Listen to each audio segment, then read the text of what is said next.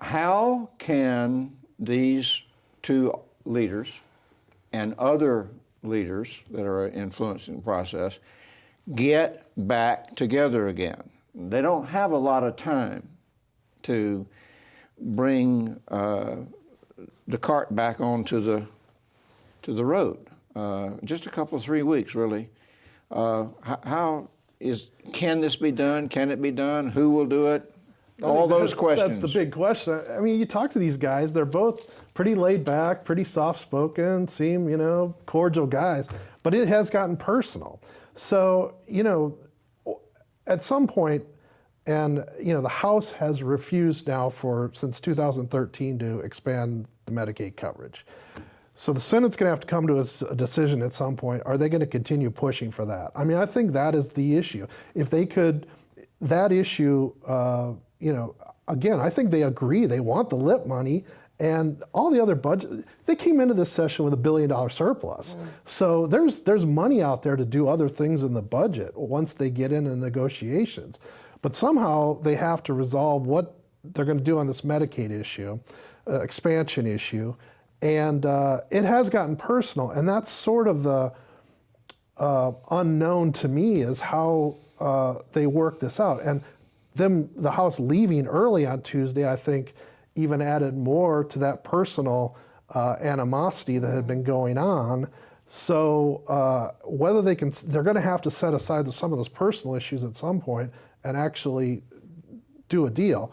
The good part is that by June 30th, they have to have a budget. So there is a deadline that's going to force somebody's hand at some point. And part of the problem for them is that they have to come back. They don't have much time because we have an early session next year. They start, the official session more pressure starts in January. So committees will be meeting in September, October. So they go home again in July.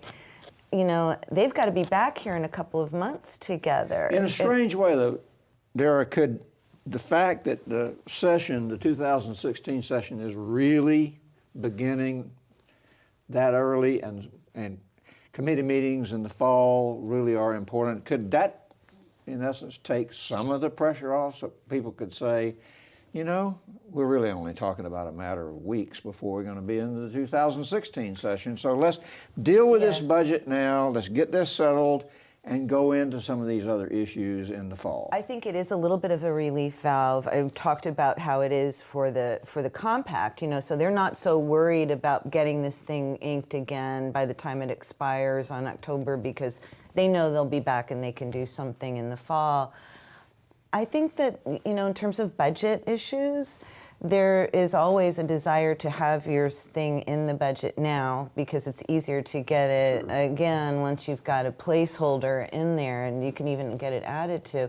But I think there is a certain amount of relief, as you say, that they are coming back. It does take some of the pressure off, and I think it will help them to focus more exclusively on the budget than try to get, derail it by getting into really big policy things. There's some possible complications of that too, though, because the way the LIP payments are done, the hospitals, some would argue, don't have to have that renewed until September or so. And so you hear this buzz sometimes around the issues, well, they can come back and deal with that later, maybe during one of their committee weeks. Well, that kind of talk makes the hospitals very, very nervous.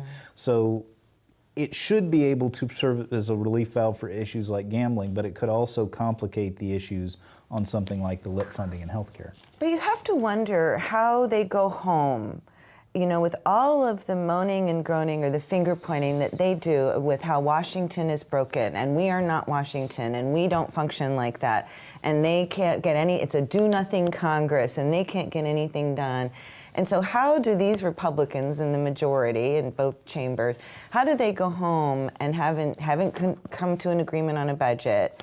And how do they justify the level of discord and dysfunction that they experienced during their own session? I mean, you wonder, how is that going to play out in the elections in 2016, and what are their constituents going to say about it over the summer?